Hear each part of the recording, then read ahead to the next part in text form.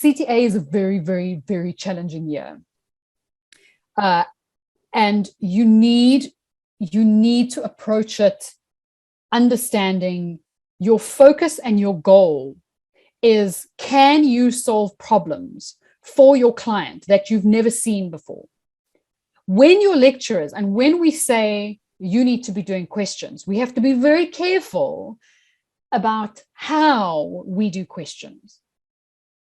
Because if you do questions by kind of going, okay, so if I see this, then I must do this. If this, then that. If this, then that. If this, then that. Basically, what we're doing is saying, if I've done 4 or 5 questions, then question 6 will kind of be the same. How many of us kind of study that way? Let's be honest. Like, I do questions, and that kind of builds a database of the types of answers that I give, so that when I get an exam question, then I know, like, I should use that. It looks the same as that.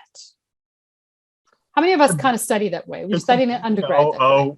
So many students do that, and I think I also did that back then. I remember going through so many questions with answers. But the one thing is I felt I wasted my time if I fail a question. So if I know I'm going to fail the question, why would I waste 2 hours doing it? So instead of just timing myself, it's a 40-mark question, it's an hour. I thought, no, well, if I spend 3 hours, I wasted all my time. So just look at the solution, because you learn much faster. Exactly. That was the one thing. It's true. And it's true. Yeah,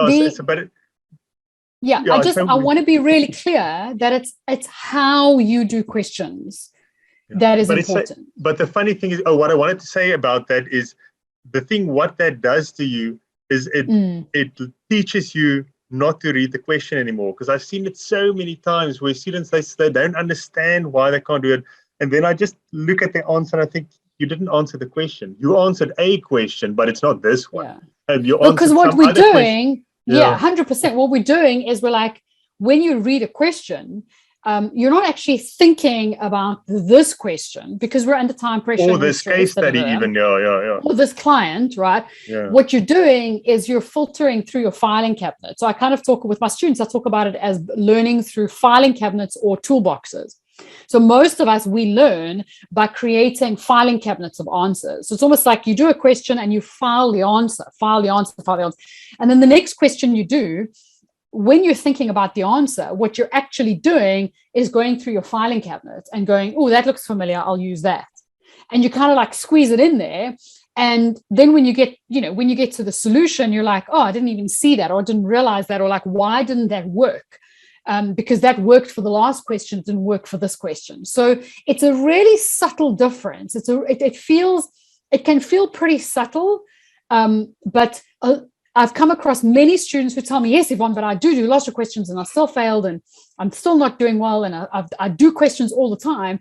And then we start scratching at it, and the way that they're doing questions is to learn the solutions. I'm just like learning the solutions and filing them. There's a very big difference between that and the concept of actually learning the skill of solving problems you've never come across before.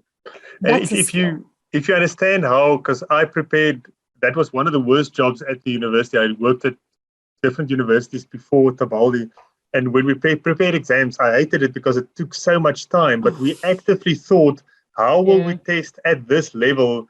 How will we test their understanding of this specific topic and the integration of this with something else, and whether they can identify specific issues in this company, in this context? So that's what we think when we set a question. We don't just sit there and calculate this thing. You actually sit there and think, I want them to test their understanding, and that's very different. So you have to realize they are testing your ability to do these things, not your memory. So can you remember? Yeah. So just if you read if you think of your client's going to pay you 2,000 Rand an hour to answer this question, you have to listen to what they say. You have to listen to the background of the company, sit in that meeting and make notes. And then when they ask you, present a problem, listen to the problem. But we don't think like that, as it's more relevant even for ITC, but even in CTA, that is what they are trying to test.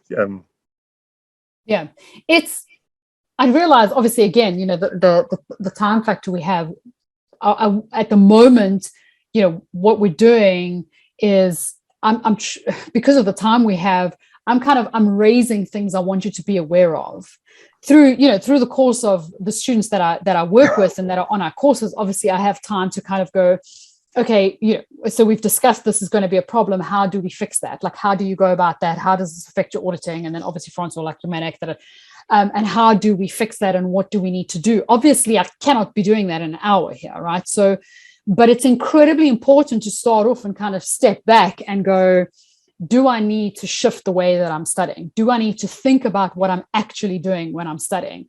Can I just copy and paste the way that I study from last year, from previous years? And it's very difficult. And again, it's part of the mind game, right? Because not only are you doing something at a different level, but it's literally like you need to step back and go, let me think about what I'm doing here. The ITC papers, and you realize obviously the reason you're doing CTA is because you're preparing to write ITC.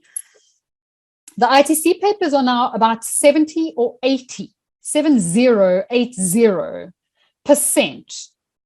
discussion questions.